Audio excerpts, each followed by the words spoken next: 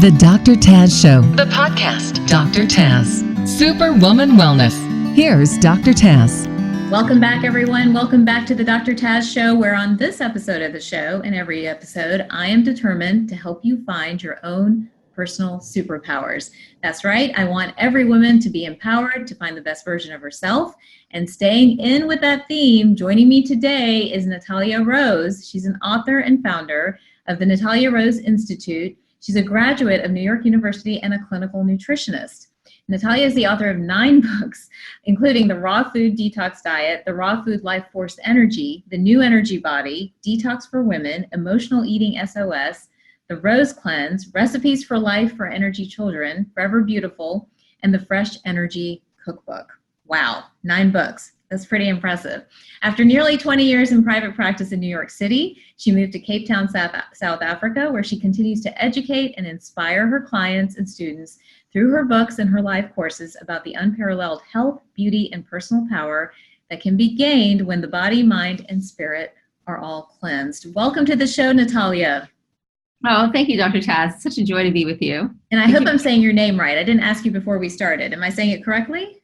Perfectly, beautifully. I love the way you say it. Wonderful. Okay. Natalia, I'm so pleased to have you on the show. And this is a topic that I firmly believe needs a lot more attention. I get asked about this all the time in the patient room. And I think there's just so much confusion about the connection between nutrition, which I know you're a clinical nutritionist, detoxing, energy, and then empowerment, and how those things kind of relate together.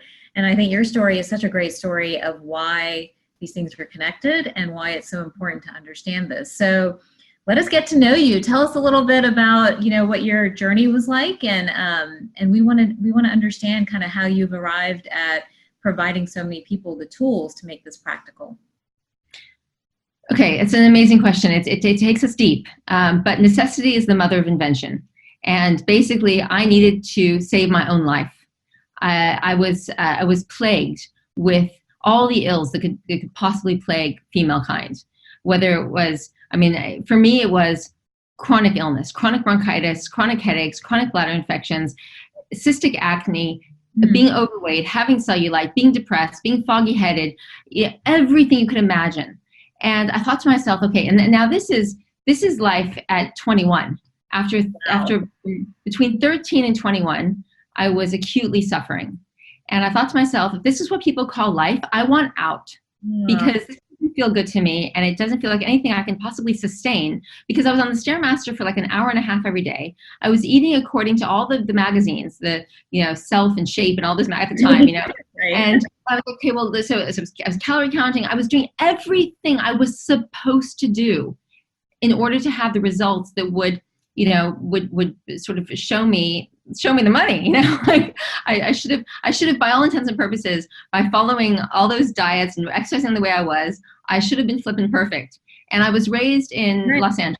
I was raised in Hollywood. My parents were in the entertainment business. So there was a lot of pressure already. I grew up with my mom shopping on Rodeo Drive. She was drop dead gorgeous. There was this expectation. So it wasn't just that I was physiologically not having this seamless experience. It was on top of all of that, there were all these pressures, like these expectations that I should be perfect. And not only should I be perfect externally, but I should have all these academic accolades, and I should be ticking all of these boxes. And I was just overwhelmed. Oh my God. Stressed talking to you. Yeah, it was awful. Thank you. So I thought, okay, this is completely unsustainable, and there has to be a way out. And at that point, I was going to break down or break through. And there was this magical moment. And there's something, this is why I never underestimate the spirits that be and the powers that be, because I do believe we all have these guardian angels, and we all have this destiny, and this things will appear on our path if we're attuned. And so I stumbled upon this book. The book was fairly inconsequential, but the interview inside the book, it was an interview with the man who would eventually become my mentor. His name is Gil Jacobs. Okay. And I basically, the story I tell is I attached myself to him like Velcro to learn everything I possibly could. He was a colon hydrotherapist, and he taught the virtues of colon cleansing and deep tissue cleansing. It's funny because his practice was on the Lower East Side in Alphabet City in New York, where you'd like sooner go and get your heroin fix rather than your health food fix. Right. he had the gold, and I mined that gold, and he knows I mined that gold, and we can laugh about it to this day. Yeah. And being a man, he could only take me so far. He took me so far. But then in a woman's body, we have children, we nurse, our livers process fats differently, our hormones are different, everything is so different. The fundamentals of human tissue cleansing are the same universally. Mm-hmm. But if one wants to probe the depths and get that much further and become unlimited, we do have to play with the dynamics of our gender. So, yeah. Well, I want to dive into that much more, but so many people out there watching today may not even understand the term tissue cleansing. Mm-hmm. And I want to ask you a lot more questions about why you were so sick from 13 to 21. But first, let's explain, what is tissue cleansing? Colon hydrotherapy, I think most people by now know and understand the importance and the significance of that. But maybe just catch us up a little bit on tissue cleansing from your perspective, the role of colon hydrotherapy, what this man taught you. Give us a little bit of that. Okay. So it all comes down to the subatomics. And in a healthy atom, and if everyone could just kind of stay with me for this, is a little bit of, it's quantum physics. You're going quantum physics on us. I love it. Physics. And then we obviously speak the same language. So let's go there, because if people can get this, they can get everything. They'll be super empowered. And that's what you're all about, is the empowerment of the superhero. Right. So a healthy atom has more electrons in the outer belt than it has protons in the nucleus. That makes for a negative ionically charged atom. And that's a good thing. In this case, negative is a good thing. Mm-hmm. If you have more protons in the nucleus than you have electrons on the outer belt, you have a positively ionically charged atom. And that's not a good thing. So that's acidic. The former is alkaline. So we've heard a lot about alkalinity. What is alkalinity? Alkalinity is lots of electrons. If you want to think about it in the plainest terms, it's lots of electrons. Electrons are the life generators. They go and they just basically conduct electromagnetic energy, which is the life force. Mm-hmm. So what happens is, when we consume anything that's not a water-containing, organically grown plant food, it's going to be acidic. And the degree to which it's acidic is the degree to which it's been processed, packaged, put in trucks, put in crates, put into packaging, all these things. So when we consume things like that are not water-containing alkaline substances, they will adhere to our alkaline tissue. So the human tissue is alkaline. Mm-hmm. Acidity has a positive ionic charge. The alkalinity has a negative ionic charge. What happens when a negative meets a positive meets negative? They attract, right? They magnetize. So the acidity basically sticks in the human tissue, like, as Gil used to put it, like glue stuck on you. Mm. And that matter, when it goes into your mouth, it might taste really nice on the palate, but the cells don't like it at all. It basically suffocates them. And the best chance it has, that acidic matter has, of leaving the body is the day you consumed it. After that, it's going to stick in the tissue, and the possibility of it leaving is virtually nil. We only actually eliminate about 40 to 60% of what we eat if it's not a water-containing plant food.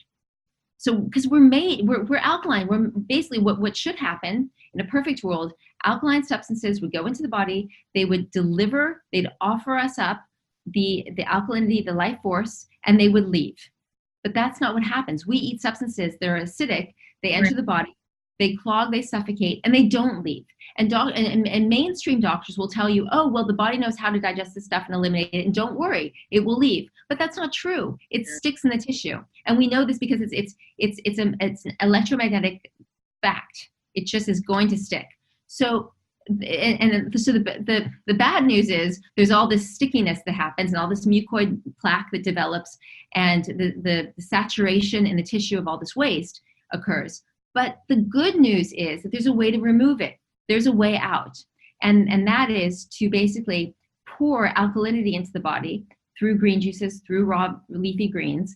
And that will, once again, it will reconstitute. It will do two things at once. The leafy greens, the green juices, they're hydrating and they're alkaline. Mm-hmm. And so their hydration will reconstitute while it draws up the acidic matter. It will drop it and reconstitute at the same time and get it ready for elimination.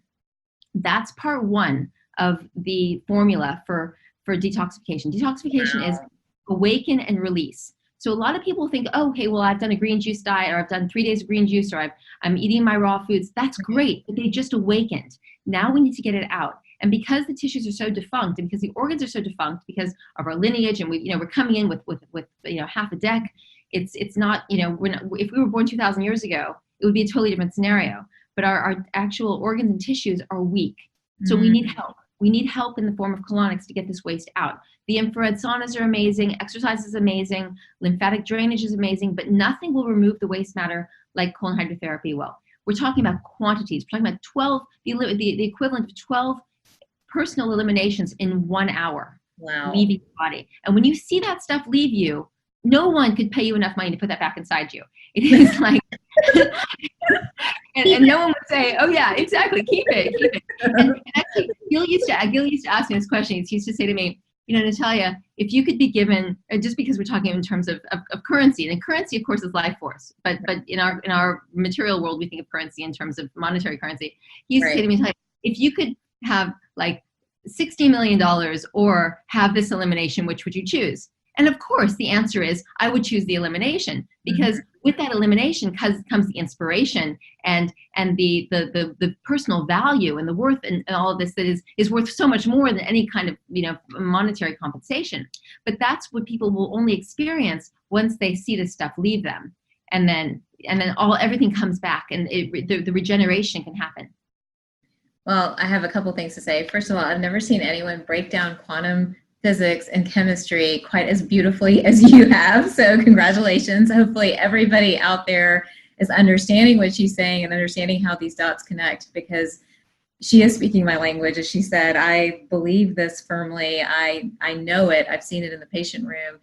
I do want to talk more about colon hydrotherapy, but when we are not ourselves, when our chemistry is off, and she's talking about acidity and electrons and protons and all that other stuff. But bottom line, when your acidity is off, when your chemistry is off, then you literally vibrate, I think, at a different frequency. I think you're at a different energy level. You're at a different light wavelength level, and at the end of the day, we're all kind of energetic beings. And so all of this plays so much into what we do next, what we attract, what we choose, what career we go into, who we choose as a partner. I mean, all these life decisions, and then I'm so curious, we'll come back to this in just a minute, but I'm so curious about how you connected to previous generations. But I think it's so important, just a basic concept to get is that this acidity, this toxicity, that we're now carrying over time is impacting who we are as people, and it's impacting our energy, the way we vibrate, our frequency, so many other things that make us who we are. So I think that is, you put it in such an amazing way. And I'll tell you guys, from a patient room standpoint, I have had so many instances. It took me a long time to understand this, but patients would come back after X amount of time, maybe 90 days or 6 months or something. They're like, oh my God, I'm taking a new job. I'm starting this new course. I'm doing this. Like it was all rebirth. It was all sort of like they were doing something new. But I'll never forget the one woman who came back, and she was an intuitive. And she's like, Taz, like, I don't know what you did, but like the visions are coming every second now. Like it's every second. It's like I got a whole different level of power that I never had before. And those were in the early days of the practice. And I just thought she was nuts. I didn't understand what she was saying. But now I get it, because again, it's almost like someone had lifted the veils from her and she could do whatever she was gifted to do. So it's all connected. I think you explained it beautifully. Break down colon hydrotherapy for us, because I think that's one that I get asked about a lot, and I'm not sure I'm delivering the best answer. So break that down. You've already described how it's about 12 eliminations in an hour, which I think is amazing. What else have you seen with that, and how often should somebody do something like that? Okay, well, it's such a big question. It gets me overly excited to talk about colon hydrotherapy, so bear with me. But essentially what we're doing is we're reconstituting the waste matter that's in the large intestine.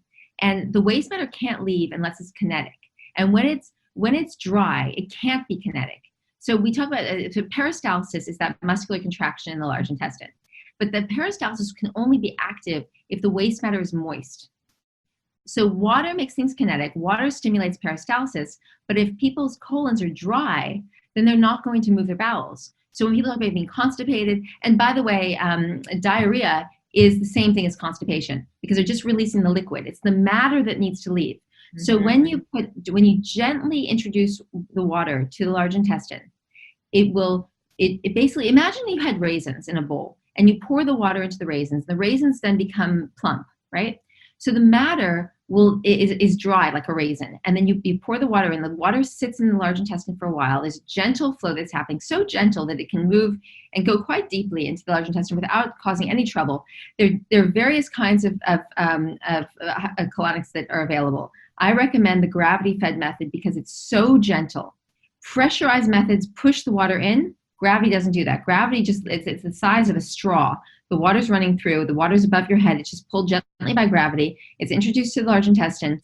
The water gets to soak. I should say that the matter gets to soak. The saturation gets to soak. The accumulated waste matter in large intestine soaks in this water. It's simple as water. And as it soaks, it basically becomes kinetic. And when it becomes kinetic, the peristalsis kicks in, and the body, of its own volition, because it's how it's made, it's designed, starts to kick the waste out, and you watch the waste leave through the tube. You can actually see it leave, so you know something's happening. Right. But unless you tee it up, it's not worthwhile. So if you're not eating a cleansing diet to some degree, having a few green juices, not having packaged foods, just very simply vegetable-centric, green-centric if you're more advanced in terms of your daily intake, you're awakening the waste. And then when you go for the colon hydrotherapy session, it's ready. And all that has to happen is the water goes in and carries the waste out. It's so simple. Awaken, release. If people take nothing away from this but that formula, awaken, release, that is the prize. And then how often, do you do this weekly, monthly? What do you suggest? It depends on how, first of all, it depends on the acuteness of the condition. So if someone is really sick and they're desiring to remediate their organism and for whatever is needed, then one would want to up the awaken release process. So more green juices, more raw salads, less of the other stuff, and more colonics to back it up. Because if you awaken a lot and you don't release it, then you won't feel great.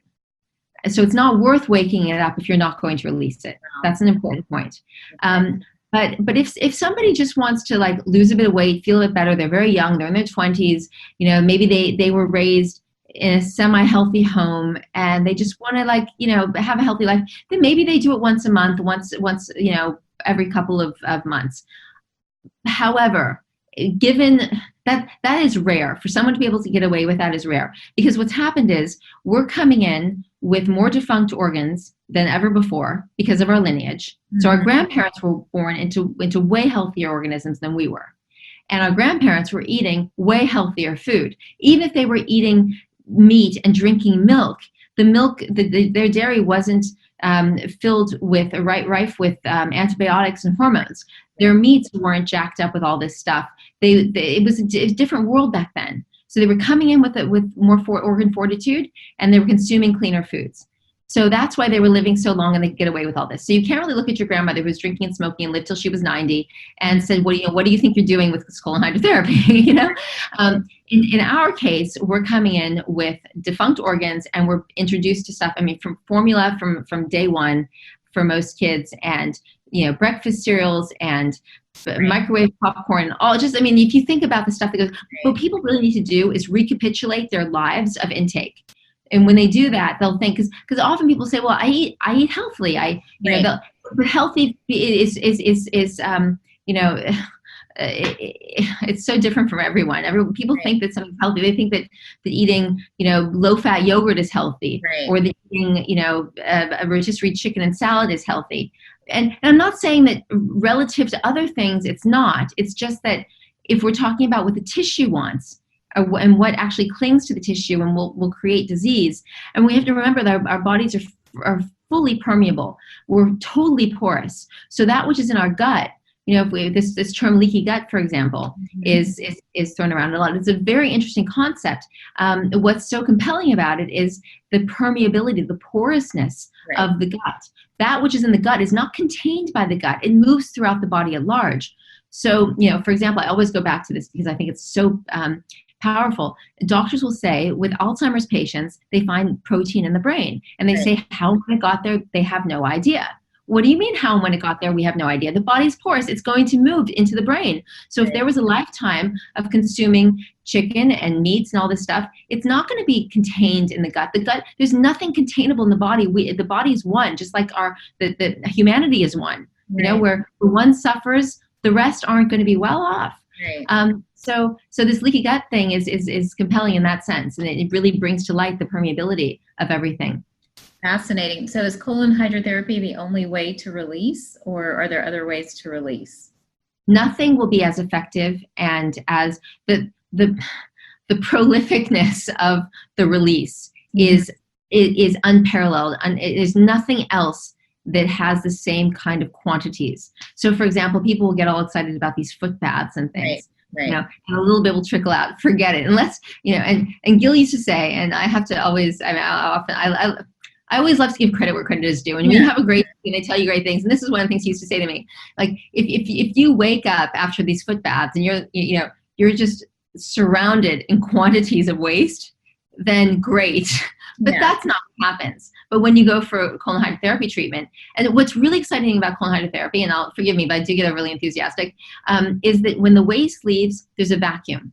And the vacuum effect, what does a vacuum do? A vacuum sucks up the deeper waste. So people will go for often, these what's it called? When they have their colons cleaned out for a colonoscopy. Yeah. So they'll go for a colonoscopy, and they'll take the calcium citrate, or you can actually, people should know this, you can actually have a colonic. Doctors, won't necessarily encourage you to do this, but if you ask them, can I have a colonic instead of taking the formula that's so uncomfortable, can I, you can. And they'll say, well, I got this, beautiful pink reading of a clean tissue in my colonoscopy. Mm-hmm. But it's a misunderstanding, because once you clear out the center of the large intestine, your tissue will be pink, but only for a day. And then the waste is deeper in the layers and layers and layers of the colon of the colon tissue itself.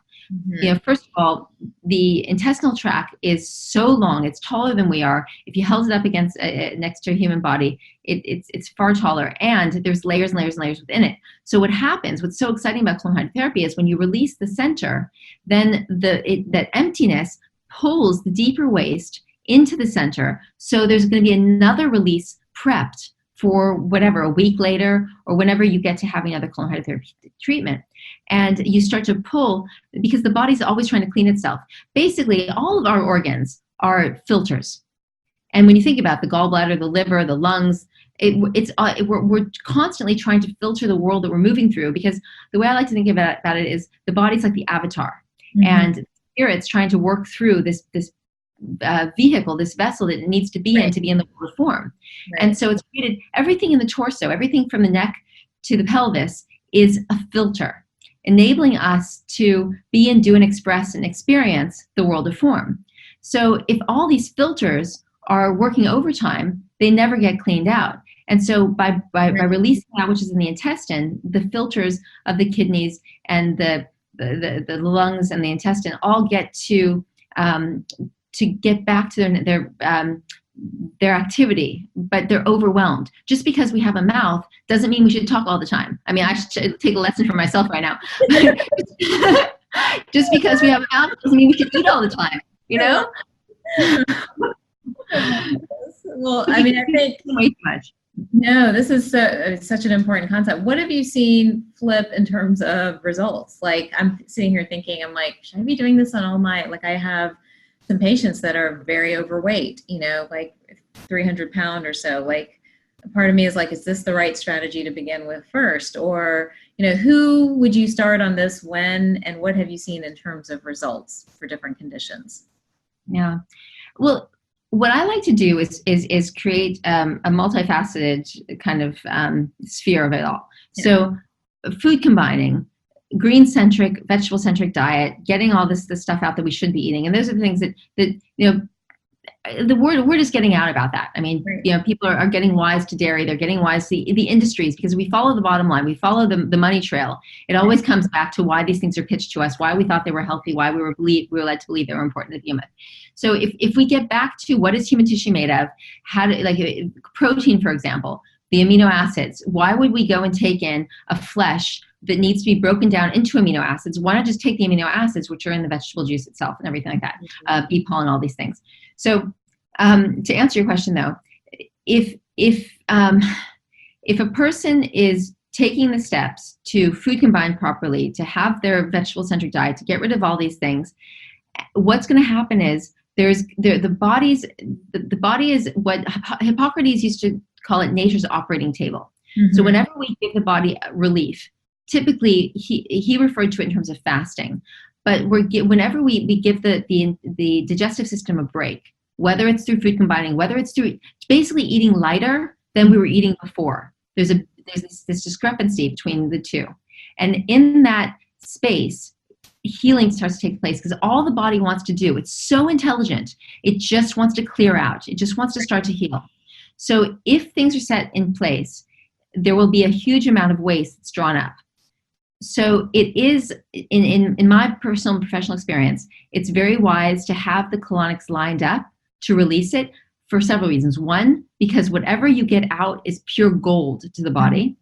And also because if you are awakening things that aren't leaving, then you're basically unnecessarily having symptoms, whether they're headaches, whether they're fatigue. That's why, people who push through water fast or juice fast without colonics, they wind up in bed and they wind up feeling weak. You should, when you juice fast properly with colonics, you should feel gangbusters every day. Like you should be knocking it out of the ballpark. You shouldn't be in bed. You shouldn't be feeling weak. You should be feeling amazing. And that's because the poisons are leaving the body. If they're awakening and they're running through the bloodstream, you're going to feel horrible because they're running through the bloodstream. So having it lined up is a huge part of the success, but it needs the support of the other aspects too.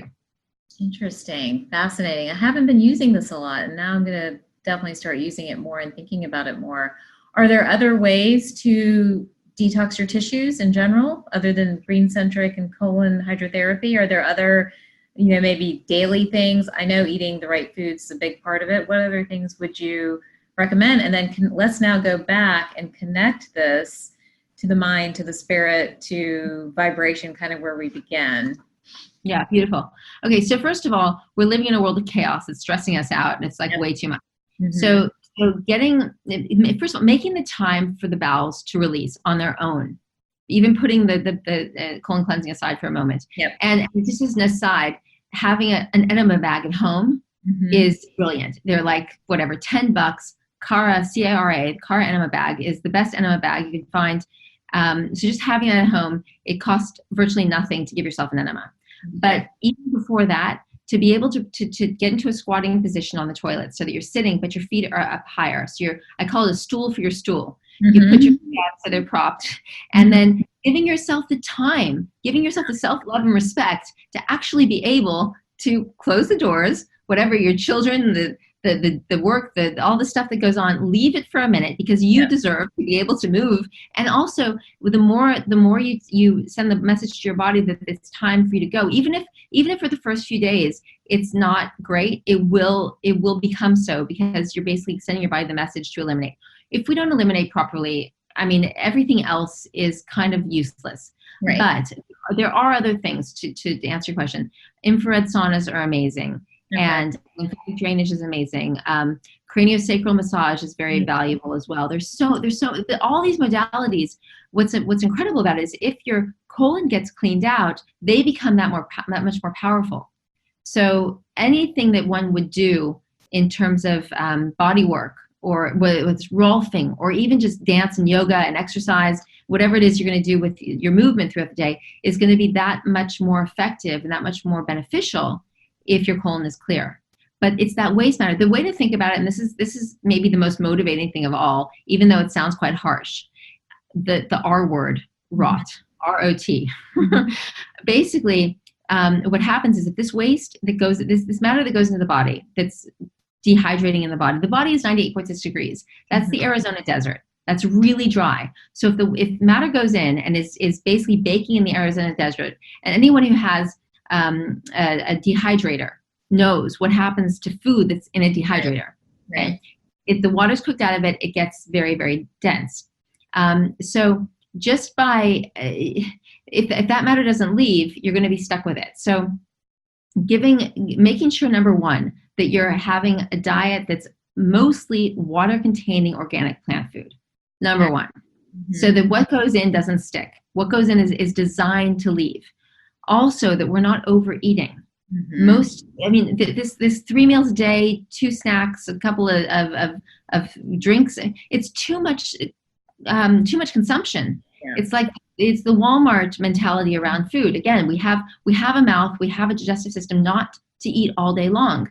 But who does it serve for us to eat all day long? It serves the factions who are making the stuff, who are benefiting from us consuming these things. Right. So don't be afraid it's called systematic undereating. And it's not undereating in the sense that you're being undernourished or malnourished. It's undereating by comparison to what you may have been raised to believe is a normal amount of intake. It's too much food. It's too much matter. And then that also correlates to, the two things that we're most taught to do in health, to drink 8 glasses of water a day and to eat a lot of fiber. Well, we only need to eat a lot of fiber because the mainstream diet is devoid of fiber. So, it's meat and dairy and starch. It doesn't have any fiber. So if we make our meals, largely vegetable based, then we're getting the fiber we need. We don't have to add fiber to that at all. It's enough already. And then the water content is in the food. The great saying, to eat your water and drink your food. Oh, I love that. I love that. Cool? Your water and drink your food. I'll have to remember that one. So you eat your water by eating your raw salads, and you drink your food by having your green juices or vegetable juices, because that's where the dense nutritional content is. And not to confuse vegetable juice with blended drinks, because people think smoothies and vegetable juice are the same thing, but they're not. So there are a lot of, if people just put a couple of things in place and then grow on that, they will. The beauty of it is that you get that much better all the time. So you'll feel exponentially better just by making a few changes.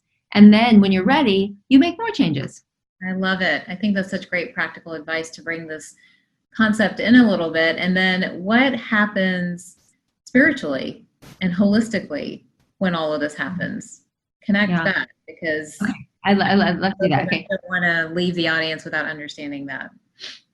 So the way I'd like to remind everybody that we're a field. So everything is an interconnected whole. We're not separate. Like, you and I are part of the same field, even though we're individuated consciousness. And once we clear the space, once we clear that which is obstructed, the life force, the chi, the prana, it will conduct through these invisible strands and strings that run through our bodies and that run through all of the cosmos. And we start to be able to pull in the intelligence, you can call it the incorruptible substance. It's a way to think about it. The deeply spiritual, the creative force, it wants to flow through us. We're made for it to flow through us, except that we block it with all these cultural misnomers. And so once we remove those the obstruction there with those blockages, it just flows through us. And it's not a blind faith. If one puts these things to task, they will experience it, and we'll be able to corroborate everything I'm saying. But just to remove the obstruction, know that the life force will flow through those threads that have been previously obstructed, such that you will feel energy that will remind you. You'll think, oh my God, I used to feel this when I was like 6 years old. I remember this. And you're on the right track when that happens. Amazing. And then one more thing before we leave you today, you mentioned like our organs are weaker or weakening generation to generation. Why do you think that is? I think that's a part of what I'm seeing in children and a part of what I'm seeing across the board. I use the language epigenetic changes and genetic shifts and all this other lingo. What do you think is the reason for each generation weakening up a little bit? And what should we do? What do we do about it? I don't have grandchildren, but someday I hope to. Like, what do we do to protect them and their children, Wow. Now you're opening Pandora's box. Okay. 10,000 years ago, with the advent of the agricultural revolution, we moved from being wild to basically domesticating everything. We domesticated the land, we domesticated our animals, and we domesticated ourselves, which is suppression. Anytime we try to control nature, we suppress. And in doing that, we wind up in this kind of control environment. And what happens is we cause that which is highly intelligent to be dumbed down. So over the generations, we've been dumbing this all. Okay, let me put it to you this way.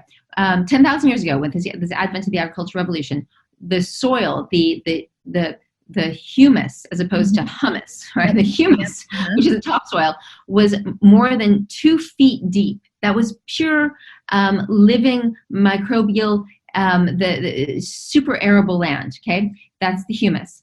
Now, today's world, it's less than 2 centimeters deep. Wow. So basically, our intestines mirror that, by the way, which is really interesting to consider.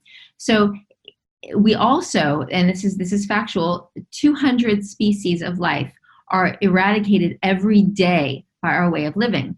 So when we think about that's microbial, insects, animals, everything, okay? Every day, 200 species a day are eradicated by the way we live.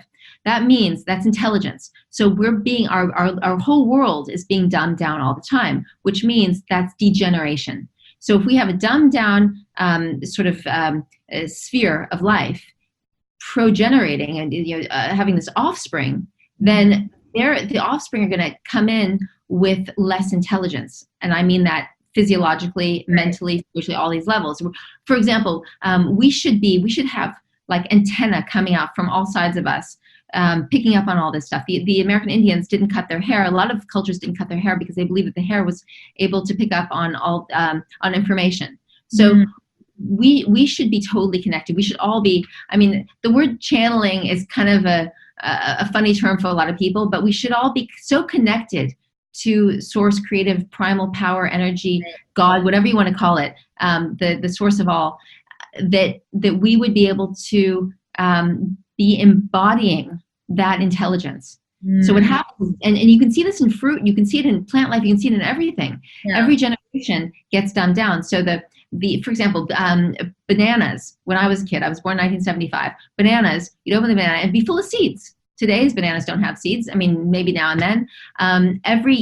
Even the quality of citrus fruit, you'll see that the tissue, again going back to tissue quality, the tissue of it is different. It's rougher. It's not.